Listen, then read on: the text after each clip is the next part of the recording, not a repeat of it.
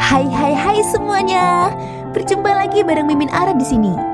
Ara ucapin terima kasih banyak ya atas support dan kesetiaannya sampai sejauh ini.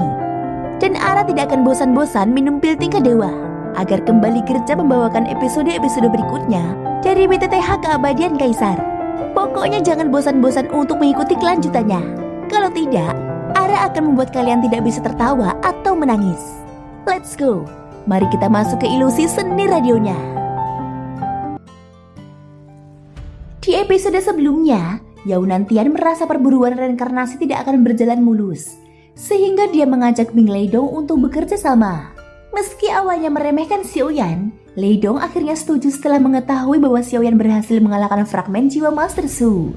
Sementara itu, Xiaoyan yang menembus celah ruang tiba di sebuah planet asing. Di sana dia bertemu seorang pria tua yang awalnya menyerangnya, namun kemudian menawarkan kerjasama setelah mengetahui kekuatan Xiaoyan. Meski demikian, Xiaoyan menolak, tak ingin jatuh ke dalam tipu muslihat seperti yang ia alami dari Feng Xichang sebelumnya. Xiaoyan lalu menyusupkan kekuatan jiwanya ke tubuh seorang kultivator wanita untuk memantau situasi secara diam-diam. Tak lama setelah itu, Feng Xichang muncul bersama dua wanita kuat dan mulai mengumpulkan orang-orang untuk melewati laut pasir bintang. Meski banyak yang tak percaya padanya, Xiaoyan tetap curiga dan memilih untuk memantau dari jauh. Saat rombongan Feng Xichang memasuki laut pasir bintang, mereka terseret ke dunia aneh penuh pusaran hitam misterius. Xiaoyan mengamati melalui jiwa wanita itu dan menyadari bahwa tempat ini jauh lebih rumit dan berbahaya dari yang terlihat. Sementara kelompok Feng Xichang menghadapi makhluk ruang waktu yang semakin kuat, dari kejauhan muncul 4 raja roh dari istana Tianren yang dipimpin oleh Fu Xing. Mereka mendekati kapal dewa kuno tempat Xiaoyan berada. Fu Xing pun menantang Xiaoyan dengan amarah yang membara. Namun Xiaoyan tidak langsung keluar. Dia ingin melihat apa yang akan dilakukan mereka jika dia tetap diam. Di sisi lain, Feng Xichang mencoba menemukan jalan keluar dari labirin ruang menggunakan nalurinya. Semakin tepat arah yang dipilih, akan semakin lemah makhluk ruang waktu yang muncul. Namun jika salah, makhluk itu justru semakin kuat. Meski awalnya dugaannya tampak benar, Feng Xichang kemudian malah mengarah ke tempat berbahaya, membuktikan bahwa tempat ini jauh lebih rumit. Xiaoyan dengan kemampuan jiwa ilusi miliknya memahami bahwa rahasia tempat ini ada batas struktur ruang itu sendiri. Baginya lautan pasir bintang hanyalah sebuah labirin. Selama tahu caranya, dia bisa keluar dengan mudah. Setelah menyadari hal itu, Xiaoyan akhirnya keluar dari kapal, menghadapi keempat raja roh, dan Fu Xing mengejeknya dengan menyebutnya pengecut. Tetapi Xiaoyan tak banyak bicara. Dia langsung melancarkan serangan dengan jurus 7 langkah dewa pembunuh, memaksa keempat raja roh bertahan keras. Namun saat mereka bersiap membalas, Xiaoyan justru menghilang dan kembali ke dalam kapal. Tanpa basa-basi, dia melesat masuk ke lautan pasir bintang, meninggalkan Fu Xing yang marah besar karena dipermalukan. Fu Xing segera mengejar, tetapi saat mereka masuk ke ruang pertama, Xiaoyan sudah lebih dulu masuk ke lorong yang lain dan menghilang.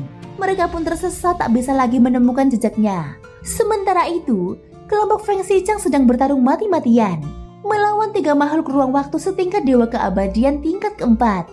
Namun waktu mereka terbatas. Jika tak segera menang, celah lorong akan menutup. Dari jarak jauh, Xiaoyan melihat semua ini tapi tidak ikut campur.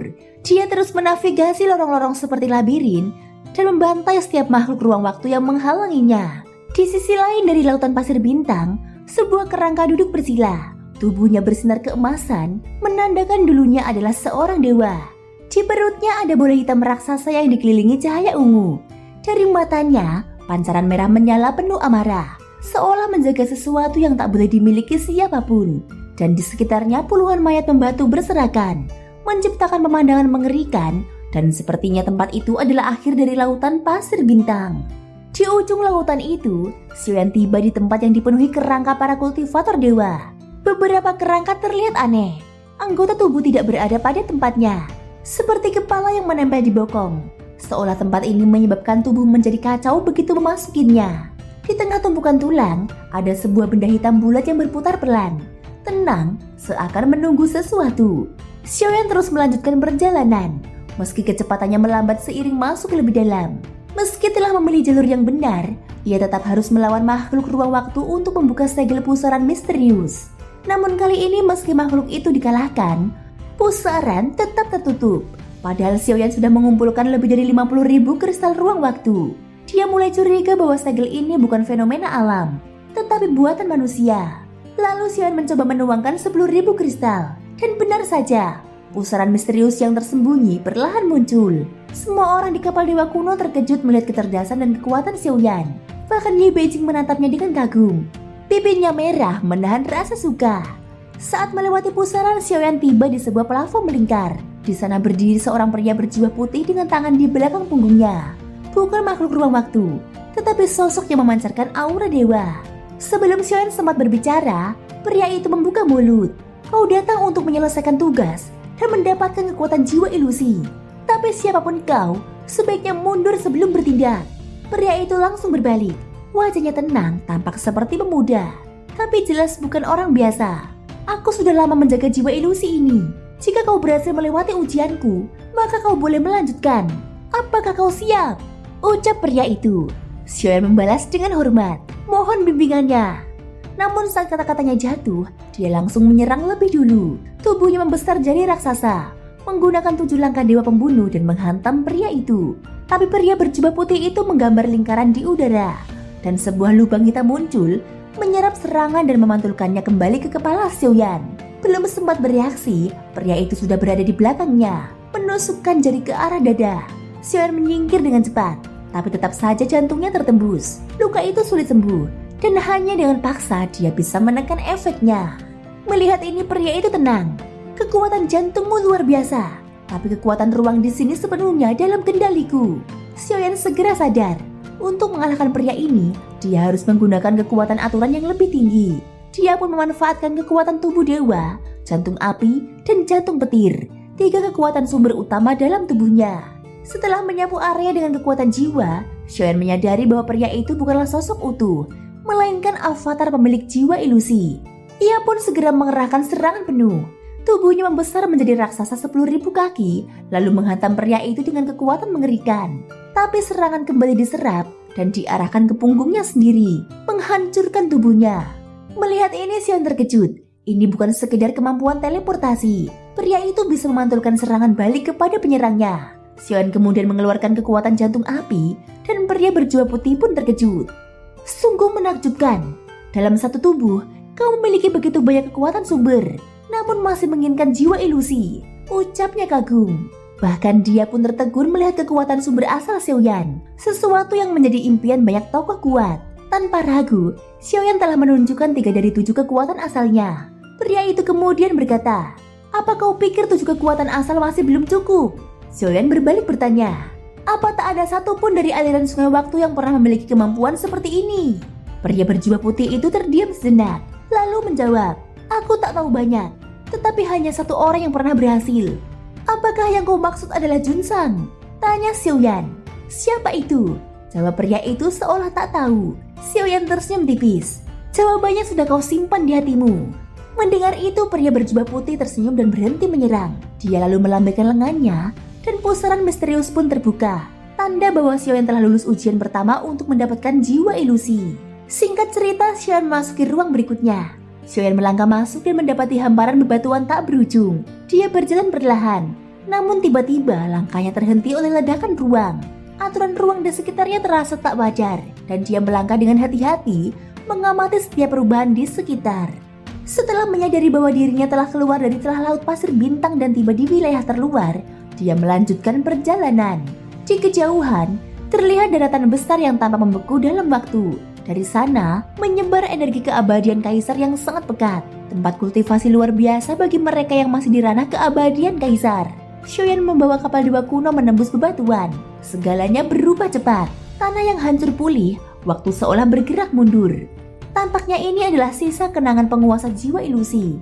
Tempat di mana ia mengembuskan nafas terakhir dan meninggalkan jejak kekuatan yang luar biasa. Namun Xiaoyan tahu seseorang sekuat itu tak mungkin mati hanya karena kehabisan energi. Pasti ada sebab lain di balik kehancuran itu. Sementara itu, tim Fearless berhenti di tempat yang aman. Hanya Xiaoyan yang terus melangkah, dan ia yakin bahwa ia sudah berada di ujung laut pasir bintang. Di tempat lain, para raja roh yang dipimpin Fusing masih terjebak. Meski terus mencoba, mereka tetap di lokasi yang sama. Bahkan Feng Xichang tak bisa keluar. Waktu berjalan dan mereka mulai terbiasa dengan tekanan itu. Xiaoyan tahu jiwa ilusi adalah satu-satunya kunci untuk menembus batas jiwanya dan membawa harapan di saat bahaya. Dia terus maju. Sementara Xiao Yuli dan yang lainnya tetap di kapal. semakin dekat ke jiwa ilusi, bahaya pun akan semakin nyata. Tiba-tiba, bebatuan menghilang dan hanya kehampaan bentang di hadapannya. Meskipun sudah menggunakan jiwa ilusi Sundong, dia hanya bisa melihat titik awal ruang tersebut. Teleportasi pun gagal, seakan ada sesuatu yang menghalanginya. Di saat yang sama suara kaca terdengar, "Jangan maju lagi." Xiaoyan langsung berhenti. Di depannya muncul makhluk aneh, bola daging yang membentuk monster. Tubuhnya seperti dijahit tak beraturan. "Keluarkan kami. Jiwa ilusi mengurung kami dengan sisa kekuatannya. Kau tak akan berhasil. Bebaskan kami, dan kami akan membantumu." Makhluk-makhluk itu pada saat ini mengelilingi Xiaoyan. Dia tak bisa menyerang, tapi harus memohon. Xiaoyan langsung menggeleng. "Tidak, jiwa ilusi ini harus kudapatkan." Dia bisa merasakan beberapa dari makhluk itu sudah mencapai tahap keempat keabadian para dewa, namun tetap tak bisa keluar. Tapi Xiaoyan berbeda. Meski tingkat kultivasinya belum tinggi, dia memiliki 6 kekuatan asal. Dia yakin bisa menaklukkan jiwa ilusi, karena yang ada di depannya hanyalah sisa kekuatan dari pemilik aslinya. "Jangan pergi, kau akan berakhir seperti kami. Jangan cari mati." Suara-suara itu terus memohon, namun Xiaoyan mengernyitkan alisnya, lalu menghentakkan kakinya dan ledakan energi menyapu ruang. "Pergi dari sini. Jika kalian ingin menghalangi, tetaplah di sana. Aku tak akan berhenti." Thank you guys sudah mendengarkan ceritaku di episode kali ini sampai akhir. Ikutin terus kelanjutan episode berikutnya ya. Semoga hari kalian menyenangkan. Sampai jumpa dan bye-bye.